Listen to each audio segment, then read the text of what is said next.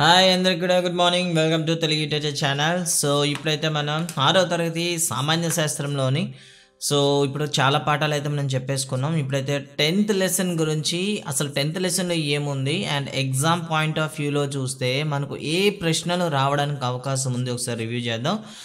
10th lesson అయితే విద్యుత్ వలయాలను ఇవ్వడం జరిగింది. ఇది 3rd సెమిస్టర్లో ఉంటుంది. ఈ 3rd సెమిస్టర్లో ఉండేటటువంటి 10th లెసన్ చూస్తే మన టెక్స్ట్ బుక్లో అయితే ఈ మాదిరిగా కనిపిస్తూ ఉంటుంది. మీరైతే చూడొచ్చు విద్యుత్ వలయాలు.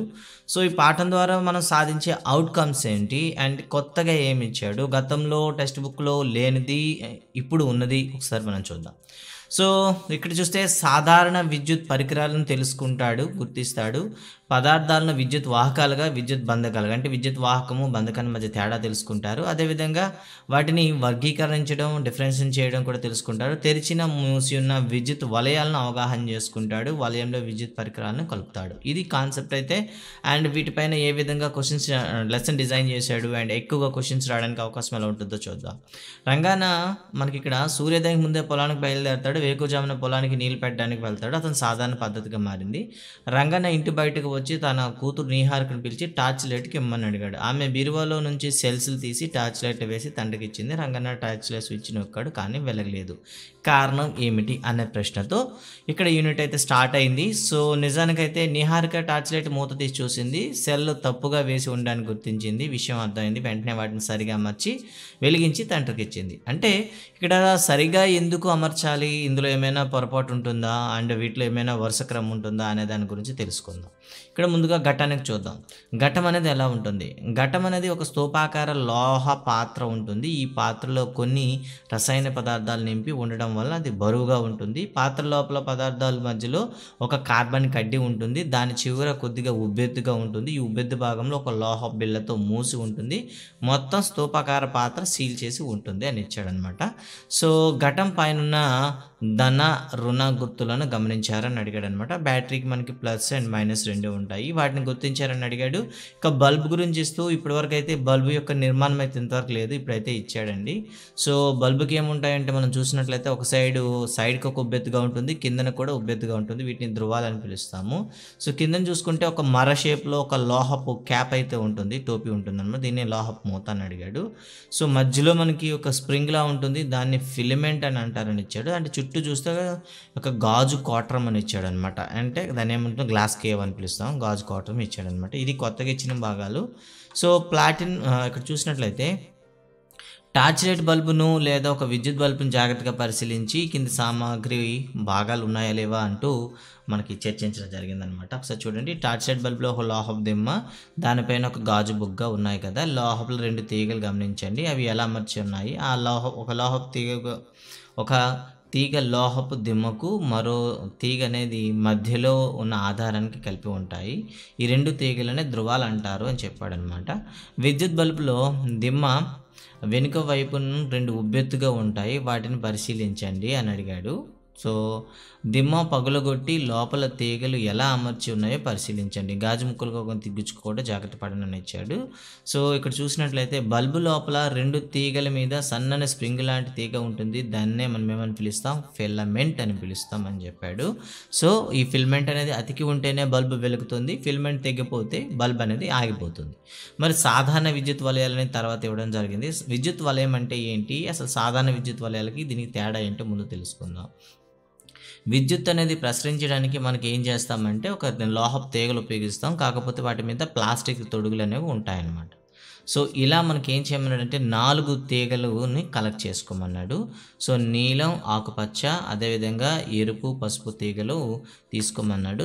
వీటిని ఏ విధంగా అమర్చాలో కూడా చెప్పాడనమాట. పసుపు, ఎరుపు అనేవి ఘటానికి అమర్చాలి, అదేవిధంగా నీలం, ఆకుపచ్చ అనేది బల్బుకి అమర్చాలి అని చెప్పాడు. వీటిని మనకు ఉపయోగిస్తూ మీరు ఏం గమనించారంటూ కొన్ని ఇమేజెస్ అయితే ఇచ్చాడనమాట. ఇలా అమర్చిన తర్వాత బల్బు యొక్క 2 తీగలు ఒకే టెర్మినల్కి కానీ ఏ ఒక టెర్మినల్ కానీ వేసినా బల్బు వెలగదు. సో ఆపోజిట్ డైరెక్షన్లో కానీ మనం ఈ తీగల్ని కనెక్ట్ చేస్తే అంటే చూసారా, సో రివర్స్ ఆర్డర్లో పెట్టొచ్చు లేదా నార్మల్గా పెట్టొచ్చు. ఏ విధంగా పెట్టినా కూడా బల్బ్ వెలుగుతుందంటే వెలుగుతుందని చెప్తాం. దీన్ని బట్టి మనం ఏం చెప్తాం, ఘటము బల్బు మధ్య విద్యుత్ ప్రవాహానికి కావలసిన పూర్తి మార్గాన్నే మనం ఏమని పిలుస్తాం, విద్యుత్ వలయము అని పిలుస్తాం అనమాట. ఇంకా చూసుకున్నట్లయితే విద్యుత్తు ఎటు నుండి ఎటువైపు వెళ్తుందని అడిగాడు అనుకోండి, వలయం ద్వారా విద్యుత్తు ధన ధ్రువం నుండి రుణ ధ్రువం వైపు ప్రవహిస్తుంది. ఈ ప్రశ్న గుర్తుంచుకోండి. విద్యుత్ వలయంలో ఎప్పుడు కూడా విద్యుత్ అనేది ధన ధ్రువం నుండి రుణ ధ్రువం వైపు ప్రవహిస్తుంది అనమాట. విద్యుత్ బల్బులో కూడా ఇదే విధమైన వలయం ఉంటుంది. వలయంలోని 2 తీగలని బల్బులు 2 ధ్రువాలను కలిపి ఉంటాయి. వలయంలో స్విచ్ వేసినప్పుడు వలయం పూర్తవుతుంది. సో స్విచ్ ఆఫ్ చేసినట్లయితే వలయం మళ్ళీ తెగిపోతుంది అనమాట. ఇప్పుడు ఒక పాడైపోయిన బల్బుని తీసుకొని వలయంలో కలపండి, అది వెలగదు. బల్బులోని ఫిలమెంట్ తెగిపోవడం వల్ల విద్యుత్ ప్రవాహ మార్గం మూసి ఉండకపోవడం వల్ల విద్యుత్ ప్రవహించదు. అంటే ఫిలమెంట్ తెగిపోయినా కూడా బల్బ్ ఎందుకు వెలదు అంటే ఆ ఫిలమెంట్లో ఉండేటటువంటి తీగ తెగిపోవడం వల్ల విద్యుత్ ప్రవాహం పూర్తి అవ్వకపోవడం వల్ల బల్బ్ వెలగదు. అప్పుడే బల్బ్ చెడిపోయిందని చెప్తాం అనమాట. స్విచ్ అంటే ఏమిటి, అది ఎలా పనిచేస్తుంది, దాని గురించి ఒక ఎక్స్పెరిమెంట్ అయితే ఇచ్చాడు.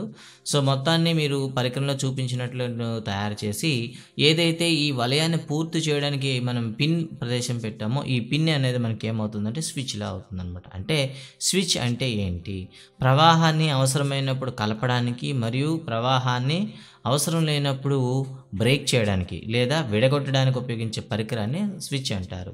అంటే వలయంలో విద్యుత్ ప్రవాహాన్ని నియంత్రించే పరికరం ఏది అని అడిగితే స్విచ్ అని చెప్పాలి. ఇక్కడ మీకైతే ఇవ్వడం జరిగింది. సో చూసారు కదా, స్విచ్ అనేది ఎప్పుడు కూడాను విద్యుత్ పరికరాల్లో విద్యుత్ ప్రవాహాన్ని నియంత్రించే పరికరమే స్విచ్ అంటాం. మరి వలయంలో విద్యుత్ ప్రవాహం ఉంటుంది కదా, దాన్ని ఏమని పిలుస్తారు అంటే ఇంగ్లీష్లో వాటిని కరెంటు అని పిలుస్తాం అనమాట. మరి టార్చ్ లైట్కి సంబంధించి నిర్మాణం ఇచ్చాడు, ఒకసారి జాగ్రత్తగా చూడండి. ఓకే, ఇక్కడ ఇంపార్టెంట్ భాగం ఏదైనా ఉందంటే డోమ్ అండి. సో విద్యుత్ అంటే మనకి ఈ బల్బ్ అనేది ఏ పరికరంలో అమర్చి ఉంటారు అంటే డోమ్లో అమర్చి ఉంటారు. దానివల్ల రిఫ్లెక్టర్గా మనకు ఉపయోగపడుతుంది, ఇది చూస్తారు. ఇక తర్వాత మనం చూసుకున్నట్లయితే 2 ఘటాలు ఉన్న ఒక టార్చ్ లైట్ని తీసుకొని దానిలో ఘటాలు సాధ్యమైనన్ని విధాలుగా అమర్చండి అంటే ఒక మాట అయితే అడిగాడు అనమాట. ప్రతిసారి మీ మార్పును పటం ద్వారా చూపండి, ఘటాలను నిర్దిష్టమైన పద్ధతిలో అమర్చినప్పుడు మాత్రమే టార్చ్ లైట్ బల్బ్ వెలుగుతుంది, ఎందుకు గమనించారని అడిగాడు. అంటే బ్యాటరీస్ అనేవి డిఫరెంట్ స్టైల్లో అమర్చిన తర్వాత బల్బ్ వెలుగుతుందా లేదా చెక్ చేయండి అనేది ఇచ్చాడు. సో విద్యుత్ వాహకాలకి బంధకాలకి మధ్య తేడా ఏంటో అడిగాడు అనమాట. సో మొత్తం మనకి కీ పాయింట్ అయితే డైరెక్ట్గా చెప్పేస్తాం. విద్యుత్తును తమ ద్వారా ప్రసరింపజేసే వాటిని విద్యుత్ వాహకాలు అంటారు. విద్యుత్ని తమ గుండా ప్రవహింపనీయని పదార్థాలని విద్యుత్ బంధకాలు అంటారు. మరి ఈ 2 విషయాలనే కూడా మనం మైండ్లో పెట్టుకోవాలి. విద్యుత్ తమ గుండా పంపించేవి విద్యుత్ వాహకాలు, తమ గుండా పంపించినవి విద్యుత్ బంధకాలు. ఇక బల్బు కథ ఒకసారి చూద్దాం. సో బల్బు ఆవిష్కరణ అనేది చాలా కాలంగా చాలామంది శాస్త్రవేత్తలు పరిశోధన చేశారు. చివరికి మాత్రం మనకు ఎడిసన్కు మాత్రమే ఇది అవకాశం దొరికిందనమాట. థామస్ అల్వా ఎడిసన్ ఎన్నోసార్లు విద్యుత్ బల్బును ప్రయోగం చేశాడట. ఇలా ప్రయోగం చేస్తున్న ప్రతిసారి కూడాను ఒక కొత్త నూతన ఆవిష్కరణకు దారితీసింది, కానీ బల్బ్ అయితే కనుక్కోలేకపోయాడు. సో ఇలా చాలాసార్లు ప్రయత్నించిన తర్వాత తను తెలుసుకున్నాడు. అయితే 1000కు పైగా ఈరోజు మనం ఉపయోగిస్తున్న ఎలక్ట్రిక్ పరికరాలు అనుకుంటున్నాం సర్ థామస్ అల్వా ఎడిసన్ తయారు చేసినవి అని చెప్తాను అనమాట. మరి ఈ బల్బు చరిత్ర ఏంటో ఒకసారి చూద్దాం. సో ఎడిసన్ ఏం చేసేవాడంటే బల్బును కనుగొనడం కోసం సన్నధారణం వంటి ప్లాటినం తీగను విద్యుత్తును ప్రవహింపజేసి అది వేడెక్కి కాంతినివ్వడం గమనించాడనమాట. సో చూడండి, తన ఫస్ట్ బల్బ్ అనేది ఏ విధంగా అయిందంటే మనకి ప్లాటినం తీగను వేడెక్కించడం, దాని ద్వారా వచ్చేటటువంటి కాంతిని ఉపయోగించి వెలుతురుని ఉపయోగించేలా తయారు చేశాడు. కానీ ఇది కొన్ని సెకండ్లోనే మండిపోయింది. తీగ చుట్టూ ఆవరించి ఉన్న గాలిని తీసివేస్తే ఇది త్వరగా మండిపోకుండా ఉండేదని ఎడిసన్ భావించాడు. ఫలితంగా ఇక ప్రయోగాలు చేశాడు. ఒక గాజు బుగ్గను తయారు చేసి దానిలో ప్లాటినం ఫిలమెంట్ ఉంచి బొగ్గులో ఉన్న గాలిని తొలగించి ఆ ఫిలమెంట్ గుండా విద్యుత్తును ప్రవహించేశాడు. అంటే సో ఇక్కడ ప్రశ్న ఏంటంటే సర్ థామస్ అల్వా ఎడిసన్ విద్యుత్ బల్బులో మొట్టమొదటిసారిగా ఉపయోగించిన ఫిలమెంట్ ఏది? ప్లాటినం. సో ఎంతకాలం మండింది అంటే 8 నిమిషాల పాటు నిరంతరాయం వెలిగింది. దీంతో ఉత్తేజితుడైనటువంటి ఎడిసన్ ఇక వేరు పదార్థాల మీద ప్రయోగాలు చేశాడు. మసిపూసిన నూలు. మసి కాదండి, ఇక్కడ కార్బన్ అండి. ఇది సాధారణంగా మసి అనుకుంటారు చాలామంది. కార్బన్ అండి. కార్బన్ లేయర్ వేసినటువంటి నూలు దారాన్ని తీసుకుంటే అది 45 గంటలు ఆగకుండా వెలిగిందనమాట. సో, ప్లాటినం తీగతో తయారు చేసిన మొదటి బల్బ్ అయితే మీకు పక్కనే స్క్రీన్ పైన కనిపిస్తుంది. మీరైతే చూడొచ్చు. తర్వాత వేసవిలో ఒకరోజు ఆయన ఒక వ్యక్తి వెదురుతో చేసినటువంటి ఒక విసనకర్ర గాలిని విసురుకోవడం ఎడిసన్ గమనించాడు. సో, వెదురును కూడాను తీగను ఫిలమెంట్‌గా ఎందుకు వాడకూడదని ఆ వెదురుకు కూడాను ఏం చేశాడంటే ఈ మసి పూసి ఉపయోగించాడు. అది చాలా రోజుల పాటు వెలిగిందనమాట. ఇలా చివరగా ఏం చేశాడంటే దాని తర్వాత వచ్చినటువంటి దూదిని ఉపయోగించాడనమాట ఫిలమెంట్‌గా. ఇలా వెదురు కంటే మంచిదని నిరూపించాడు. సో, ఇలా అనేక ప్రయోగాలు చేస్తే నేడు మనం ఉపయోగిస్తున్న టంగస్టన్ ఫిలమెంట్ అనేది ఇప్పుడైతే పుట్టింది. ఈ విధంగా బల్బ్ అనేది ఒక్కొక్క దశలో అభివృద్ధి చేస్తూ మనకి తయారు చేయడం జరిగిందనమాట. సో, ఇక్కడ అడిగేటటువంటి ప్రశ్నలు ఏమైనా ఉన్నాయా?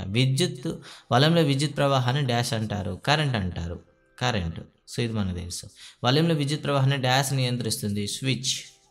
విద్యుత్తును తమ గుండా ప్రవహింపజేసే పదార్థాలను ఏమంటారు? విద్యుత్ వాహకాలు అని పిలుస్తారు. విద్యుత్ బల్బును డాష్ కనిపెట్టారు. Sir Thomas Alva Edison.